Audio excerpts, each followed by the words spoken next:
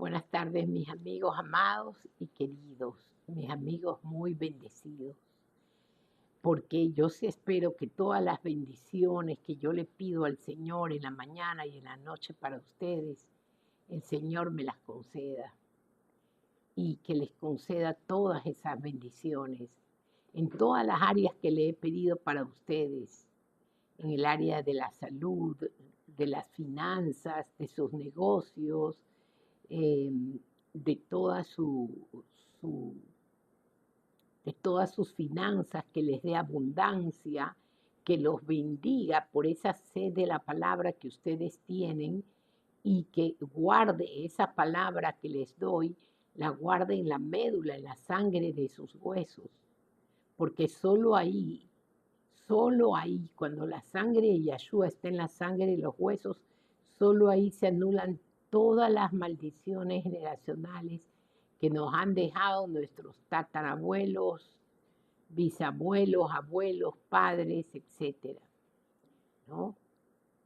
Y también se queda ahí borrando todas las iniquidades, pecados, faltas y transgresiones que nosotros mismos hemos cometido y estamos dejando maldiciones a nuestros hijos. Así como nuestros tatarabuelos, bisabuelos, abuelos, padres nos dejaron maldiciones a nosotros, también nosotros con nuestros pecados dejamos maldiciones a nuestros hijos.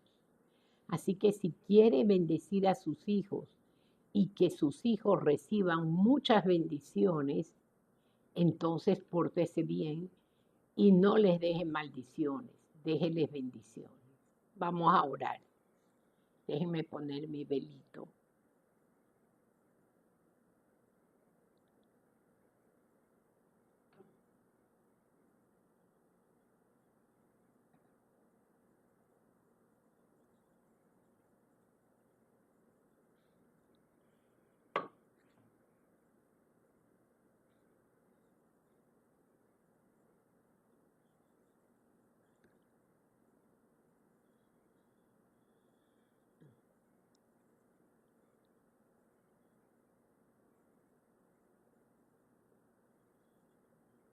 Bueno, ahora sí, nos toca Mateo 27, que tenemos que pedirle auxilio al Señor porque ¿cuántos versículos son? 66. 66 versículos.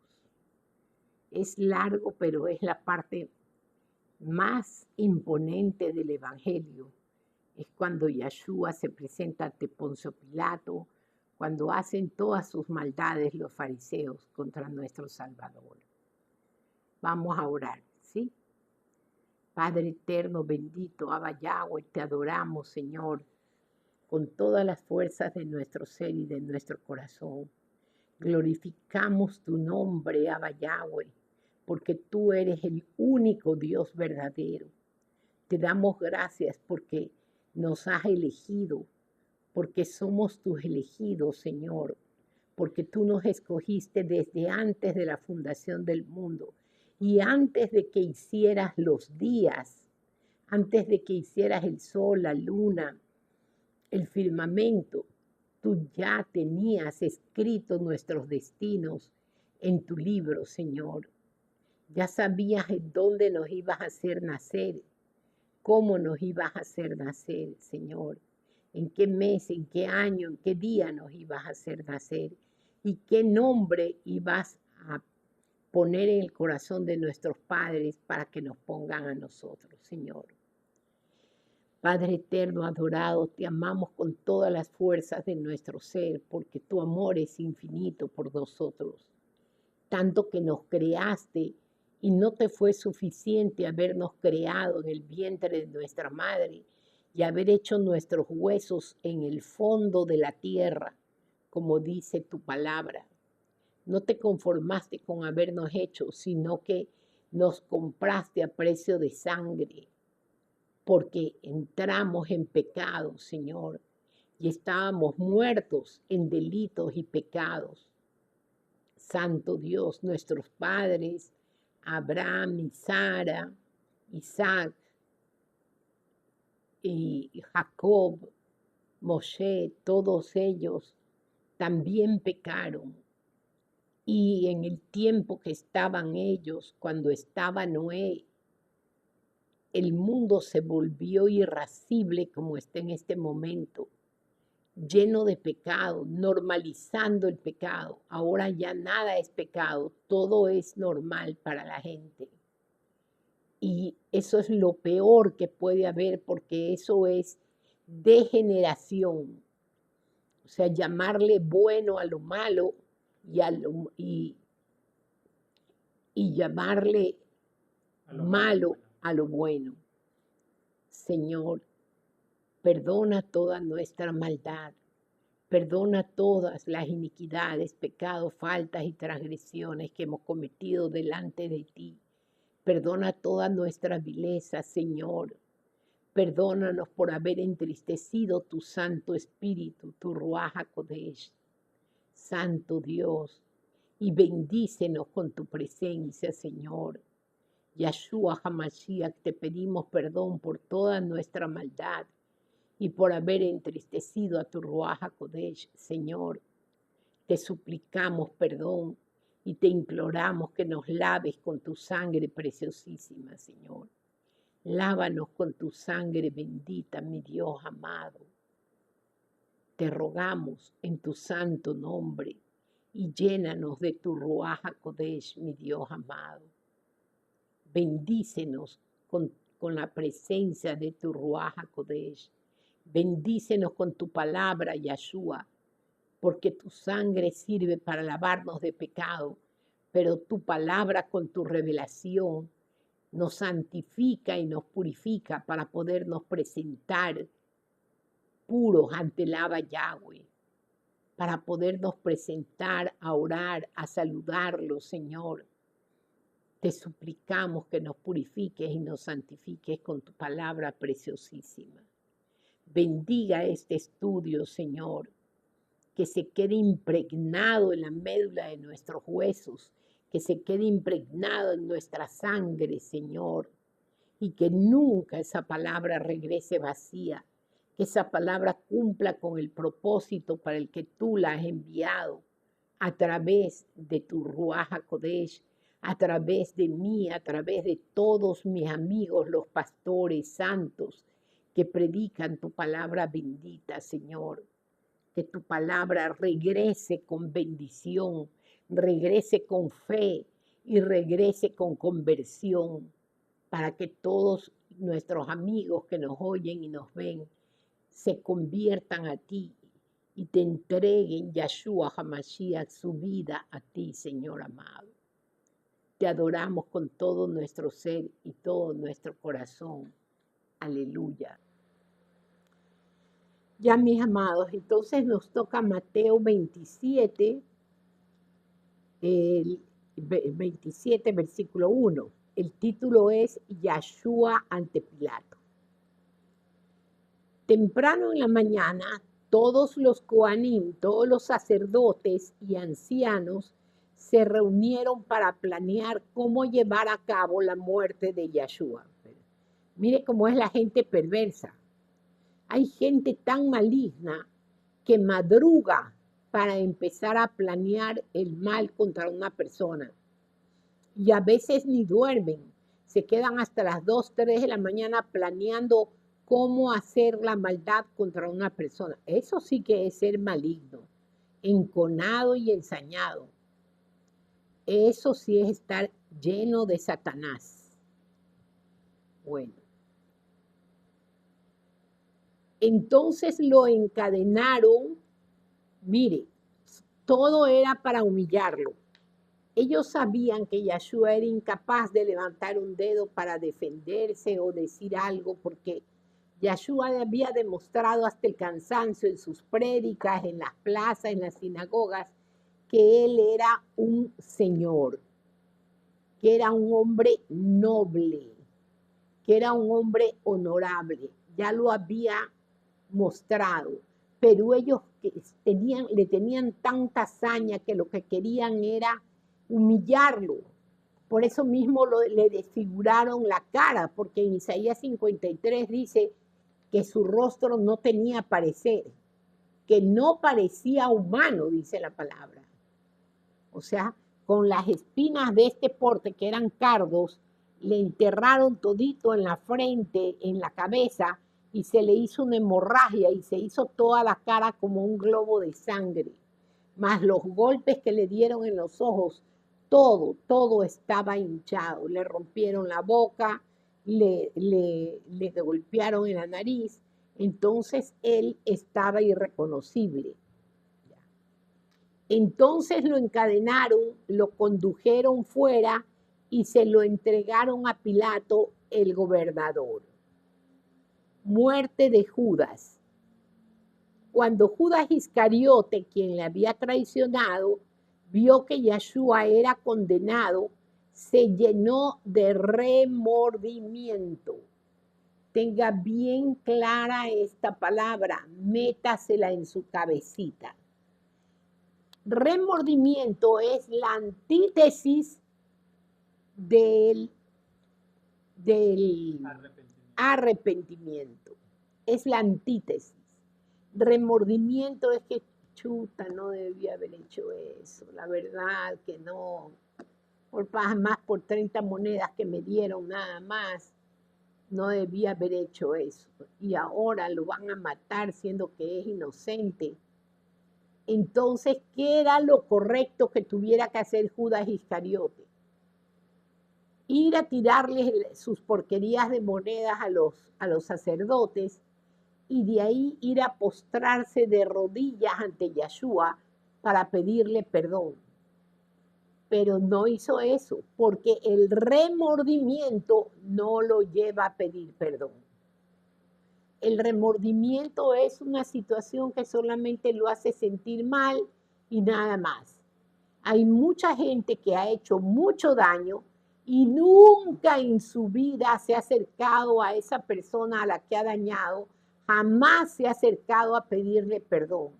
Así que vaya pensando en la humillación que tiene que tener en la pedida de perdón y vaya pensando que si solamente siente remordimiento, el infierno lo espera con los brazos abiertos. Porque usted tiene que conseguir el perdón de esa persona a la que usted ha dañado. Así esa persona no sepa la maldad que usted hizo contra ella.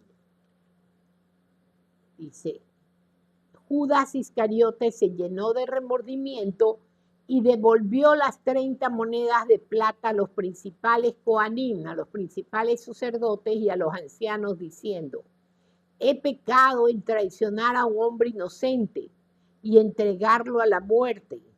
Ellos respondieron, ¿y eso qué nos importa a nosotros?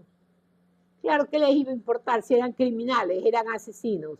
Ya estaban decididos a asesinar a Yeshua como habían asesinado a tantos profetas y a tantos justos, a tantos santos. ¿Qué les iba a importar? Yeshua era uno más del montón que ellos tenían. ¿Y eso qué nos importa a nosotros? Ese es tu problema. Arrojando las monedas de plata en el lugar santo, se fue y se ahorcó. Aquí dice lugar santo porque esos eran los lugares en que estaban repartidos el templo, pero ahí de santo no había nada. Eso estaba como ahorita está el Vaticano. Quien está sentado ahí es el propio Satanás. Por eso ya este papanatas de León XIV ya cogió el primer caballo del primer jinete que le puso Protón, que significa primero, el primer caballo en el que salió ya el antimesías.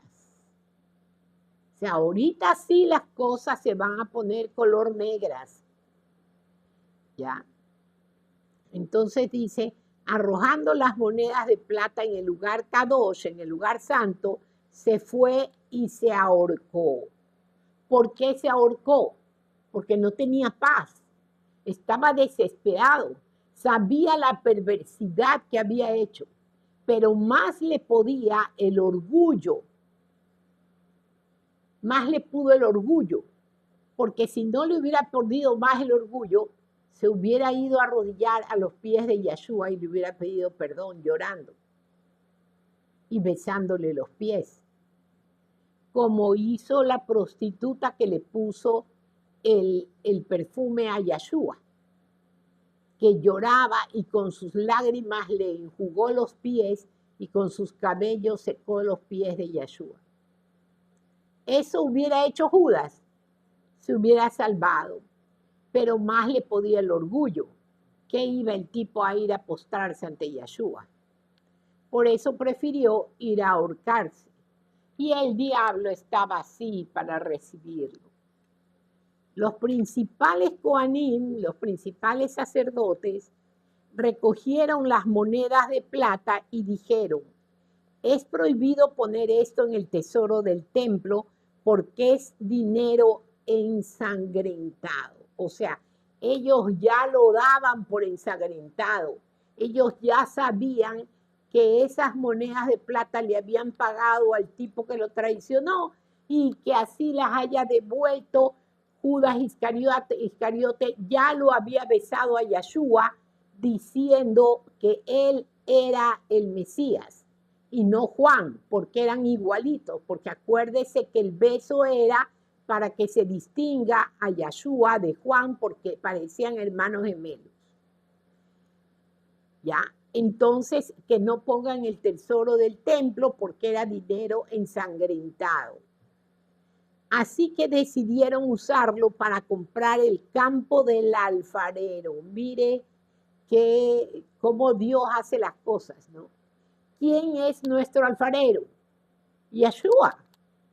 El alfarero trabaja con su motor, dándole forma a todas sus vasijas de barro, porque el alfarero trabaja con puro barro.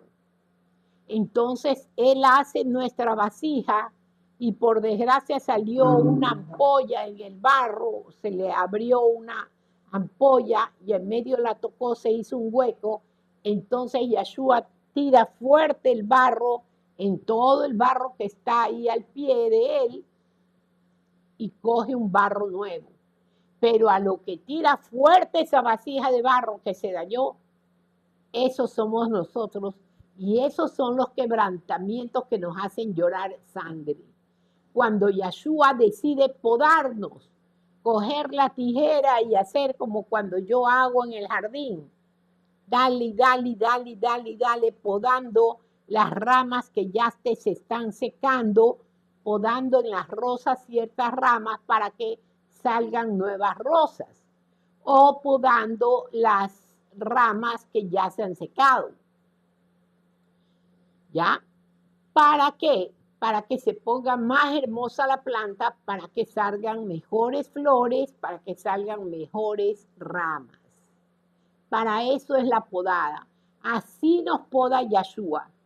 Nos saca todo lo viejo, lo seco, lo malo que tenemos, que nos hace ver feísimos, para que nos salgan retoños hermosos y bellos y nos veamos más lindos en la fe.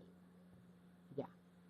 Así que decidieron usarlo para comprar el campo del alfarero, para cementerio de los extranjeros, hasta el día de hoy. Ellos con ese dinero que les devolvió Judas, compraron un campo que lo hicieron cementerio.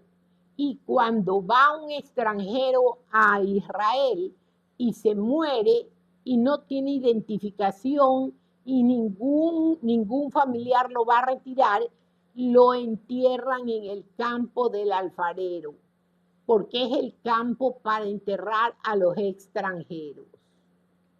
Ya. Así es como llegó a llamarse el campo de sangre. Realmente el campo del alfarero es campo de sangre. El nombre que tiene todavía. Entonces, lo que el profeta Zacarías habló fue cumplido. Y ellos tomaron las 30 monedas de plata, que fue el precio que los Coanim de Israel, que los sacerdotes de Israel acordaron pagar por él. Esto dio como profecía a Zacarías.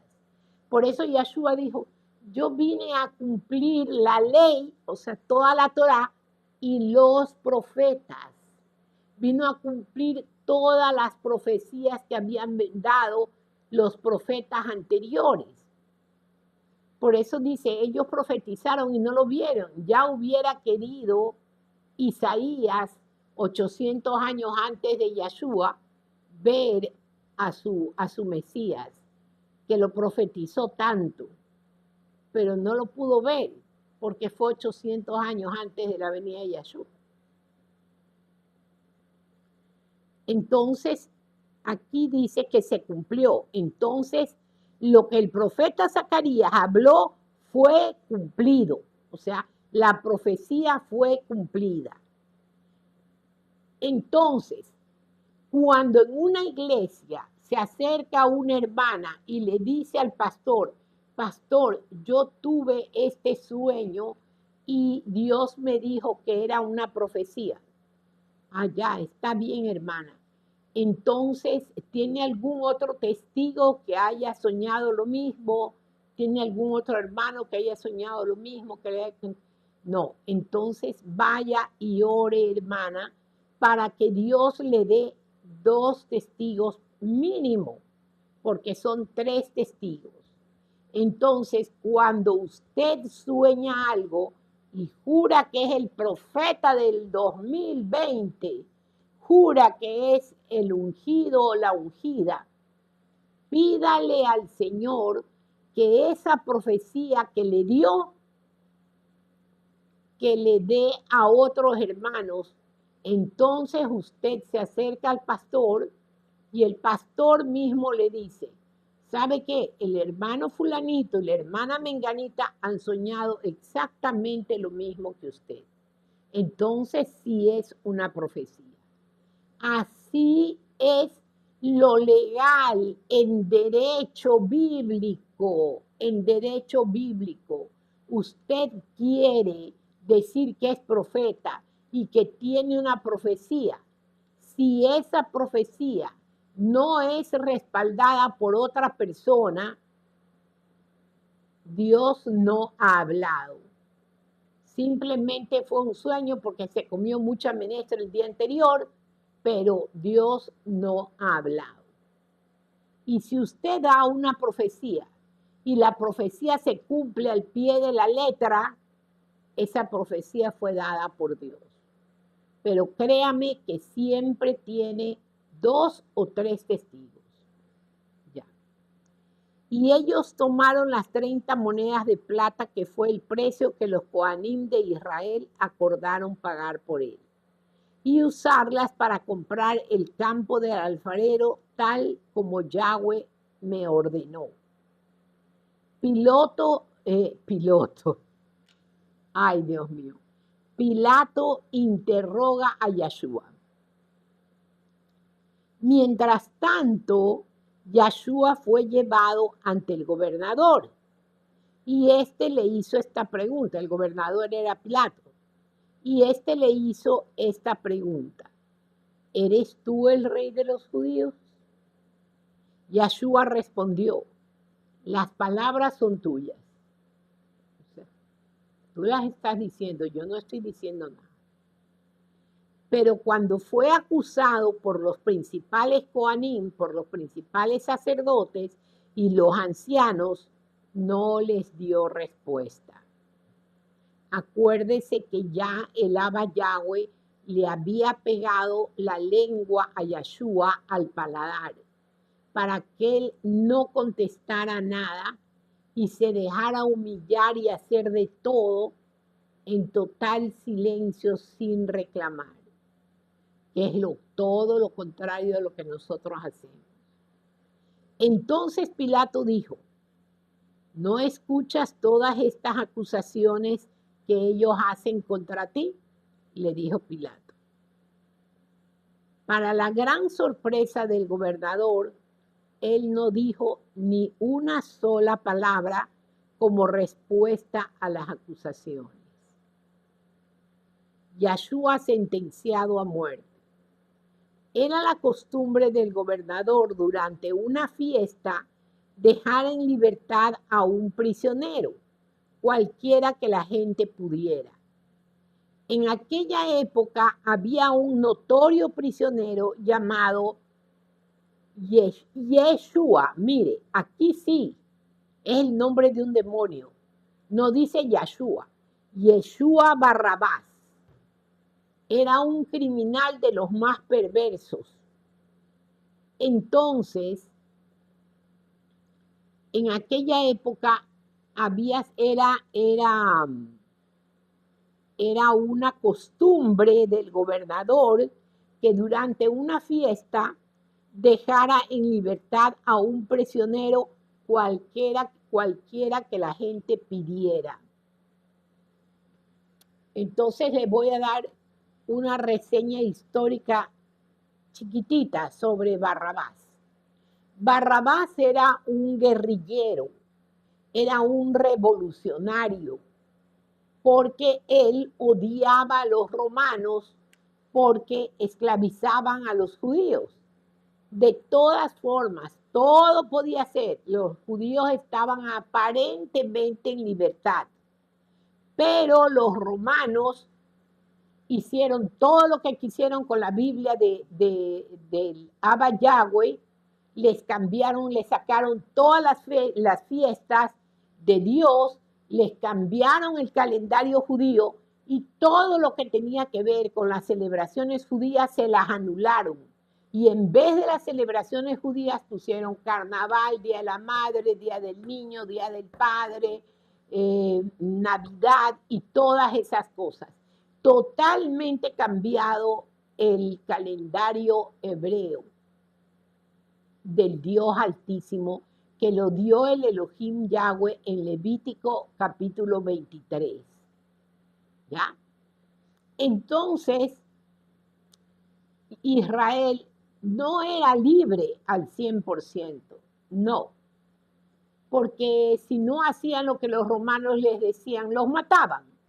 Si celebraban Shabbat, si se asomaba un romano a la ventana y veía las 2 velitas que se prenden en Shabbat a las 7:30 de la noche, pidiéndole al Señor que empezara el culto del Shabbat, y empiezan a leer la Biblia y a orar y a adorar y a cantarle al Señor, a adorarlo, los veían por la ventana, entraban a la fuerza y los mataban a toditos por estar celebrando el Shabbat. ¿Qué libertad iba a ser esa? ¡Qué libertad! Entonces, este Barrabás era un guerrillero. Él quería levantar masas en contra de los romanos y a la brava defenderse y que se dé una guerra entre israelitas y romanos. ¿Ya? Él quería destrozar a los romanos, los odiaba porque los tenían esclavizados. Y le informo para que usted se entere, Judas Iscariote era de la guerrilla de Barrabás. Era seguidor de Barrabás, Judas Iscariote. Entonces, ¿por qué Judas Iscariote le cogió tanto odio a Yeshua? ¿Y por qué le robaba siendo el tesorero de Yeshua y viendo que Yeshua lo amaba? ¿Por qué? Porque él dijo, hemos esperado años por un libertador, y él vino y dijo que era nuestro libertador, que nos iba a dar libertad. Claro, libertad porque estaban atados en delitos y pecados, y perdonándolos los iba a liberar. Esa era la liberación de la que hablaba Yeshua. Pero los guerrilleros creyeron que la liberación que Yeshua les iba a dar es que iba a venir en caballo y iba a armar una guerrilla y iba a matar a miles de romanos y les iba a dar libertad total. Cuando vio que no era ese tipo de guerrillero, Judas Iscariote le cogió odio a Yeshua. Se vio burlado, como decir, yo he seguido a este hombre y lo que este hombre es un tontonazo que viene y agacha la cabeza y se deja decir y burlar de todos estos fariseos, de todos estos religiosos, y no nos va a defender en nada. Y por eso Judas Iscariote le cogió odio, porque era de la misma secta revolucionaria de Barrabás. ¿Ya? Bueno. Entonces dice, era la costumbre, dice Yeshua sentenciado a muerte, versículo 15. Era la costumbre del gobernador durante una fiesta dejar en libertad a un prisionero cualquiera que la gente pidiera. En toda aquella época había un notorio prisionero llamado Yeshua Barrabás. Así que cuando la gente se había reunido, Pilato les dijo, ¿a quién quieren que ponga en libertad? ¿Barrabás o Yeshua llamado el Mesías? Porque él entendía que por celos, miren lo que era la perversidad de Pilato. Él entendía, dice, porque él entendía que por celos le habían entregado. Sabía cuál era la envidia de los Coanim, de los disque Coanim, de los disque sacerdotes. Mientras estaba sentado en el tribunal, Pilato estaba sentado en el tribunal, su mujer se llamaba Claudia. Su mujer Claudia le mandó un mensaje. Deja a ese hombre inocente tranquilo. Hoy en un sueño yo sufrí terriblemente por causa de él. O sea, Pilato fue una bestia porque se fue al infierno estando advertido, no por cualquier persona, que él pudiera desconfiar a este político que quiere hacerme quedar mal, este diácono, era su esposa que lo amaba, era Claudia, y Claudia era discípula de Yeshua, era discípula. ¿Ya? Dice,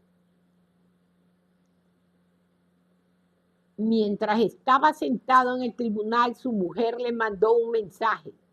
Deja a ese hombre inocente tranquilo. Hoy, en un sueño, yo sufrí terriblemente por causa de él. Pero los principales Coanim, los principales sacerdotes, persuadieron a la gente que pidieran la libertad de Barrabás y que ejecutaran a Yeshua en la estaca de ejecución. ¿Cuál de los dos ustedes quieren que deje en libertad? Preguntó el gobernador. Barrabás, ellos respondieron. Pilato les dijo, entonces, ¿qué debo hacer con Yeshua, llamado el Mashiach? Todos ellos dijeron, que muera en la estaca, que muera en la estaca. Cuando preguntó por qué crimen ha cometido, ellos gritaron aún más alto, que muera en la estaca. O sea, ya no querían discutir ni decir nada. Ya ellos estaban pidiendo la muerte de Yeshua porque sabían que el gobernador tenía terror de que los israelitas armen una trifulca y llegue a oídos del emperador, y el emperador lo mandaba a matar al gobernador porque decía que no tenía suficiente autoridad para poner en orden a los judíos. Perdón, hermano.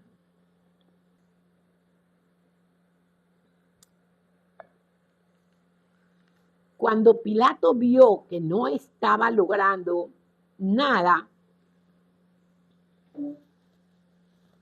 pero en cambio se estaba empezando un motín, tomó agua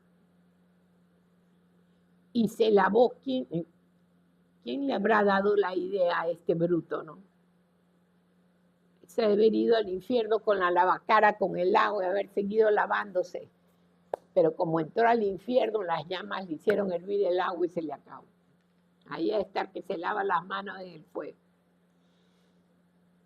Dice, pero en cambio se estaba empezando un motín. Pilatos tomó agua y se lavó sus manos delante de la gente y dijo, mis manos están limpias de la sangre de este hombre. Es la responsabilidad de ustedes. ¡Qué maravilla! El tipo se lavó las manos y creyó que por eso él era inocente y se iba a ir al cielo. ¡Ja, ja, ja! Toda la gente respondió, su sangre será sobre nosotros y sobre nuestros hijos. Estaban diciendo la verdad. Cuando el ama Yahweh echó juicio contra ellos, levantó a Hitler y se los llevaron a los campos de concentración y murieron 6 millones de judíos. Bueno, también mandó a Tito, al general Tito, y después de la muerte de Yeshua incendió todo Jerusalén, todo, pero todo.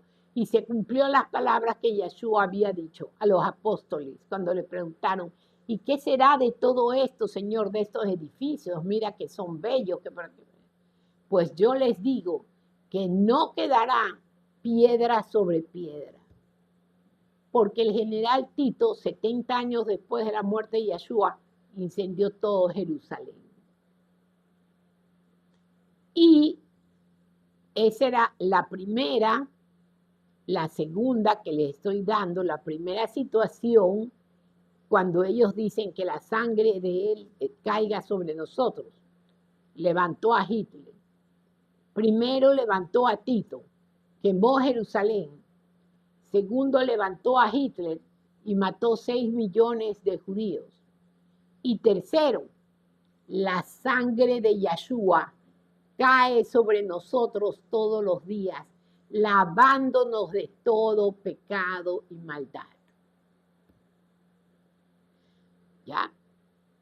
Entonces les liberó a Barrabás, pero a Yeshua, después de haberlo azotado, lo entregó para ser ejecutado en la estaca. O sea, no era suficiente que lo entregue para que lo ejecuten en la estaca. No. Fue tan perverso que les quería dar gusto a los del pueblo, a los sacerdotes del pueblo, porque él no quería tener problemas con el emperador. Quería que el emperador diga, oh, Pilato, ¿cómo los tiene tan dominados a los israelitas? Que no se ha levantado motín en todo el tiempo que ha estado, Israel ha estado en paz. Eso es lo que quería que dijera Pilato, que dijera el emperador de él. Entonces, lo hizo azotar. Los látigos que ellos con los que le azotaban a Yeshua, de un solo manojo, salían 5 látigos.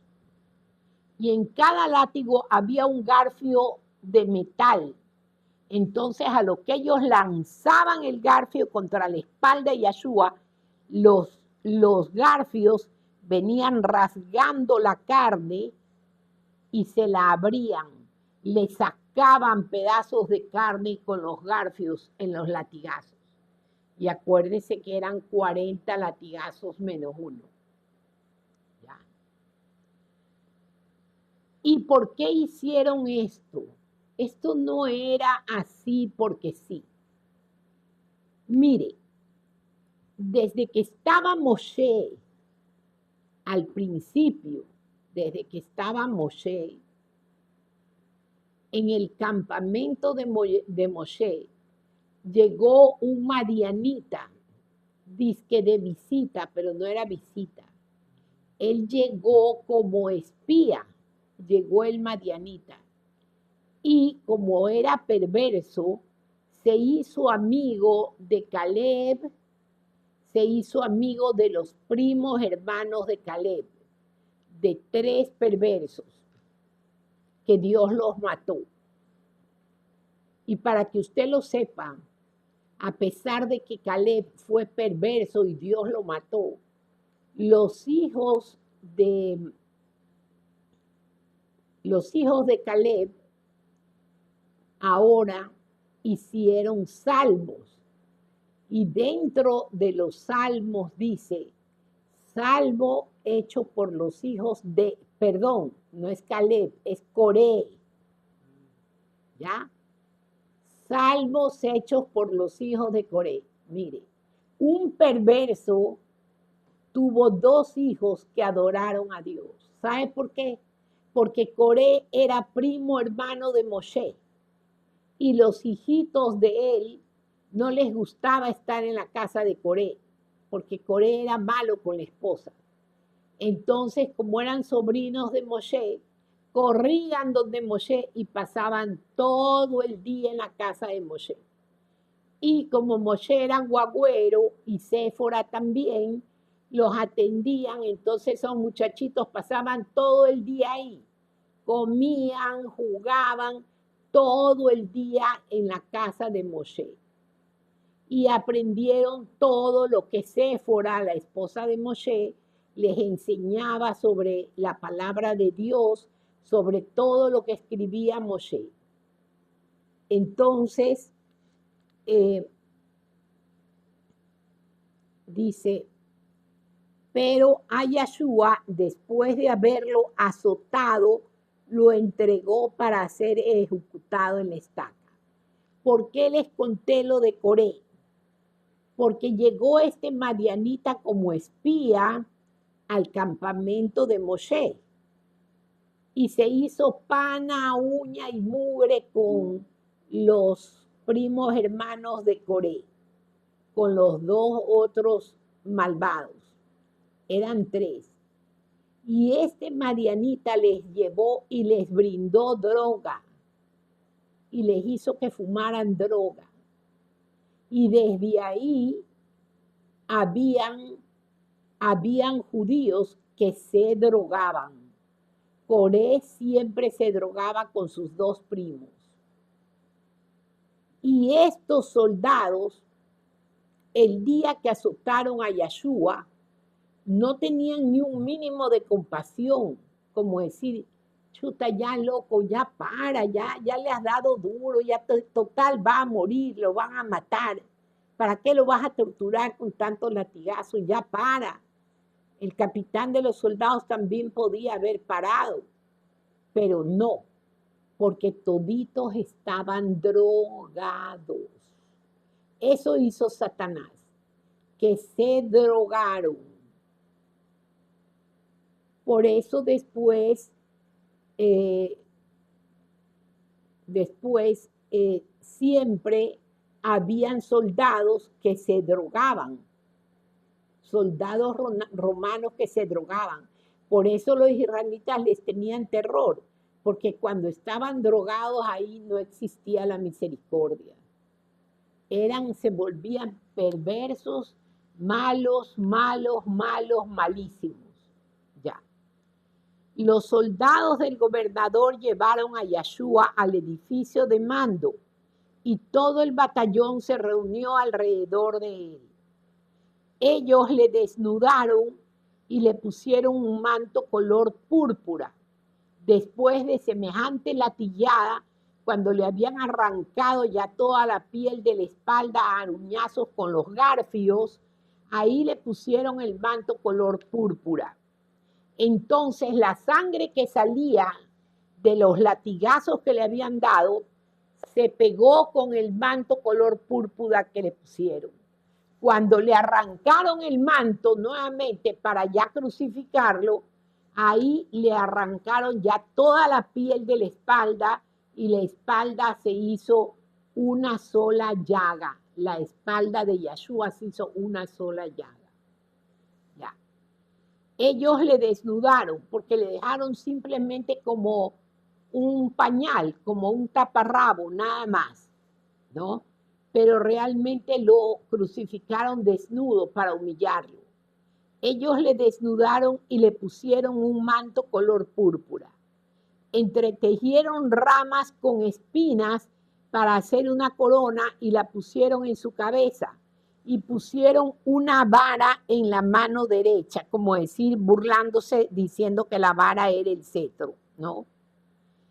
Entonces se arrodillaron delante de él e hicieron mofa, hicieron burla, diciendo, saludamos al rey de los judíos. Escupieron sobre él y usaron una vara para pegarle en la cabeza, o sea, tenía puesta la corona y al pegarle con la caña, al pegarle con esa vara, le enterraban más las espinas. Por eso hubo una hemorragia tan grande, toda la sangre de la frente bajó a los ojos y toda la cara de Yeshua era un globo de sangre morado. Por eso dice la palabra que no había parecer en él, que no parecía humano. Así dice la palabra. Escupieron sobre él y usaron una vara para pegarle en la cabeza.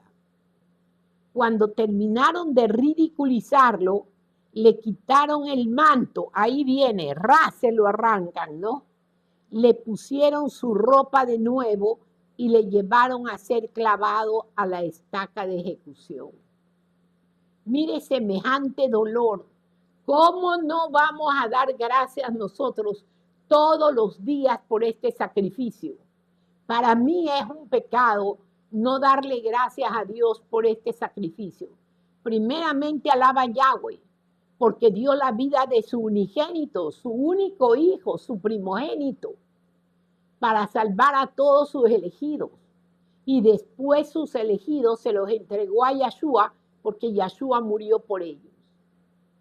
Entonces, semejante sacrificio del Abba Yahweh y semejante sacrificio de Yeshua, y que no le demos gracias, por favor. No puede pasar un día en su vida que usted no dé gracias por la muerte de Yeshua, tanto al Padre como al Hijo. Crucifixión y muerte de Yeshua. Al salir de allí se encontraron con un hombre de Cirene llamado Simeón, Simón de Cirene, y le forzaron a cargar la estaca de ejecución de Yeshua. Ya Yeshua ya no daba. Cuando llegaron a un lugar llamado Gólgota, que quiere decir lugar de la calavera, le dieron a beber vino con hiel amarga, pero después de probarlo, no se lo bebió. Después que le clavaron a la estaca, echaron suertes entre ellos sobre su ropa, tirando los dados. ¿Por qué creen que echaban suerte? En primer lugar, está profetizado. Está bien profetizado. Salmo 22. En el Salmo 22. Lee, Omar, lo que dice en el Salmo 22. Ya. Salmos 22, 18. Repartieron entre sí mis vestidos y sobre mi ropa echaron suertes. ¿Está la profecía o no? Eso es profecía. Algo que se profetizó y se cumplió. No como los profetas de ahora, que sí, que el Señor me dijo que a usted le va a dar una casa, que el Señor me dijo que a usted le va a dar un hotel, que el Señor me dijo. Y los testigos de eso, ¿cuántos testigos hay que vieron lo mismo? Nada. Son lobos. Esos falsos profetas son lobos. Entonces, se cumplió la profecía que dice, echaron suertes entre ellos sobre su ropa, tirando los dados. ¿Y sabe por qué hicieron eso? Porque la ropa de Yeshua era bellísima. La había hecho Miriam, la madre. Y Miriam había hecho tan bien esos mantos, que yo sé lo que es un vestido hecho a mano y que no tiene costuras. Le digo porque mi madre era modista. Y cuando ella se hacía los vestidos, porque ella no cosía para nadie, sino solamente para ella nos enseñaba y decía, esto es un vestido. Este vestido vale miles de miles afuera, porque revisen, no tiene costuras. ¿Cómo lo hacía? No entiendo, pero ese vestido no tenía costuras. A lo sumo tenía costura en el dobladillo o por decirle que hiciera este vestido todo y solamente a un lado tenía una costura, pero todo lo demás del vestido no tenía costuras. Entonces era una obra maestra. Y así era el manto de Yeshua, no tenía costuras. Por eso los soldados decidieron no cortarlo y llevarse un pedazo cada uno, sino que se lo llevaron entero, porque echaron suertes, tiraron los dados para ver quién se llevaba. Dice, echaron suerte entre ellos sobre su ropa tirando los dados. Otra profecía que se cumplió. Otra profecía. Es Mateo 27, versículo 36. Entonces se sentaron para vigilarlo. Por encima de su cabeza pusieron un letrero donde estaba escrita la causa de su condena. Este es Yeshua, el rey de los Yahudim, el rey de los judíos. ¿Quién lo puso? Creo que lo mandó a poner Pilatos. Y cuando le mandaron a reclamar, le fueron a reclamar los Kohanim, los sacerdotes, Pilato dijo, eso está puesto y eso así se queda. Y punto. Se acabó y no quiero más problemas. Tenía autoridad el tipo. ¿Ya? O sea, ya le habían visto la cara hasta acá. Ya había hecho todo lo que ellos habían querido y ahora estaban jorobando la vida por el letrero. Ah, no, se queda con el letrero, porque el letrero tenía que quedarse, porque era una verdad por la que Yeshua había muerto como rey de los judíos. Él era el único rey de los judíos. Después, 2 ladrones fueron puestos en estacas de ejecución con él, uno a su derecha y otro a su izquierda. La gente que pasaba le insultaba meneando sus cabezas, como decir, qué horror. Y dice que era maestro y dice que él se podía salvar y que salvaba a la gente. O sea, eran tan perversos que no recordaban todos los leprosos que curó. Sí los curó, eso no era cuento. No es que él había dicho que había curado leprosos y era puro cuento. No es que había dicho que él había curado a ciegos y era puro cuento. No es que Yeshua había dicho que había liberado un montón de endemoniados y era puro cuento. No, eso era real y ellos lo vieron. Sin embargo, eran tan perversos que lo veían a Yeshua crucificado y meneaban la cabeza como decir, qué horror, este hombre es de lo último.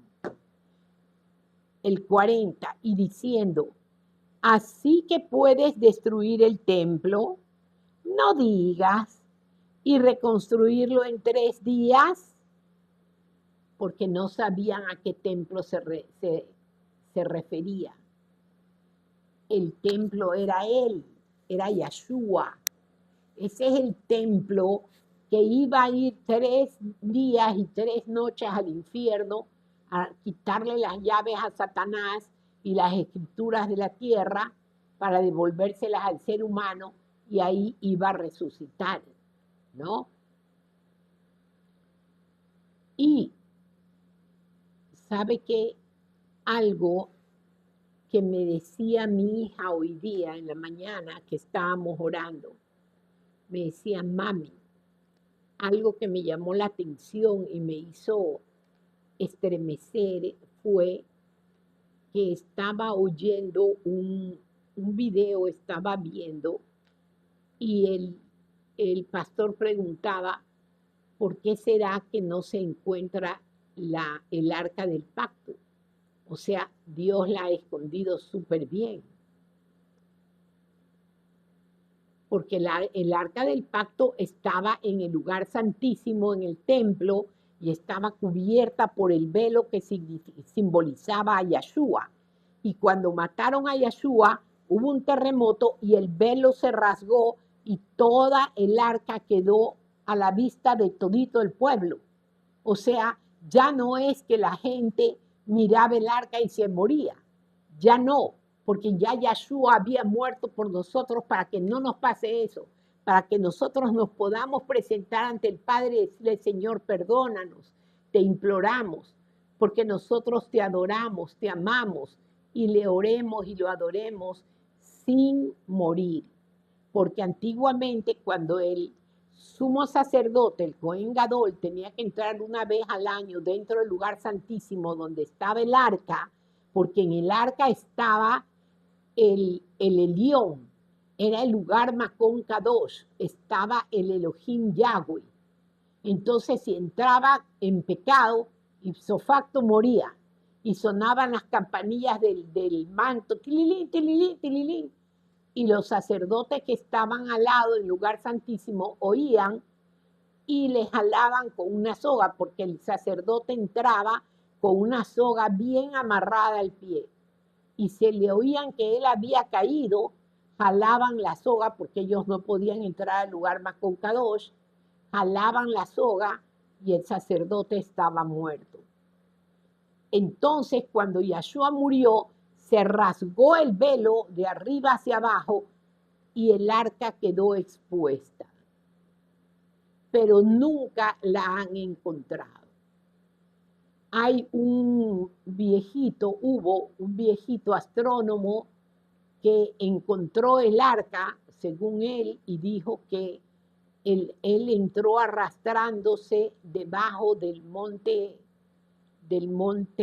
donde murió Yahshua, el Gólgota. Y el Gólgota, cuando murió Yahshua, hubo un terremoto, acuérdese, y el Gólgota se abrió un poquito en dos. Y justo debajo de la estaca de ejecución que estaba Yahshua atado, toda la sangre de Yahshua bajó por esa hendidura y cayó sobre el arca del pacto que está escondida abajo de la montaña el Gólgota. Esa es una parte que podríamos decir bíblica terrenalmente. Pero yo le puedo explicar una situación que nos estremeció a mi hija y a mí, que es más poderosa. ¿Sabe por qué no se encuentra el arca del pacto? Porque el arca del pacto, en el arca del pacto, solamente estaba el Elohim Yahweh, nadie más. No estaba Yahshua, no estaba el Ruach HaKodesh, solamente estaba el Elohim Yahweh. ¿Y por qué no la encuentran? Porque cuando Yahshua HaMashiach resucitó, se hizo uno solo con el Abba Yahweh y con el Ruach HaKodesh. Las tres personas, los tres dioses en un solo Dios. Por eso Yahshua les dijo a los discípulos, es que yo quiero que ustedes sean uno solo como yo soy con el Padre y con el Ruach. Los tres somos una sola persona. Entonces, ¿sabe por qué no encuentra el arca del pacto? Porque si usted está en santidad, el arca del pacto está aquí. Está dentro de usted. Está dentro de nosotros. Porque es el Elohim Yahweh que está dentro de nosotros. Por eso no podemos pecar deliberadamente. Porque el Abba Yahweh, el Elohim Yahweh, está dentro de nosotros. Aquí adentro de nosotros, dentro de nuestro corazón, está el arca del pacto. Créame, hermanos. Ya. El 40. Y diciendo, así que puedes destruir el templo, no digas y reconstruirlo en 3 días? Sálvate a ti mismo si eres el hijo de Yahweh y bájate de la estaca.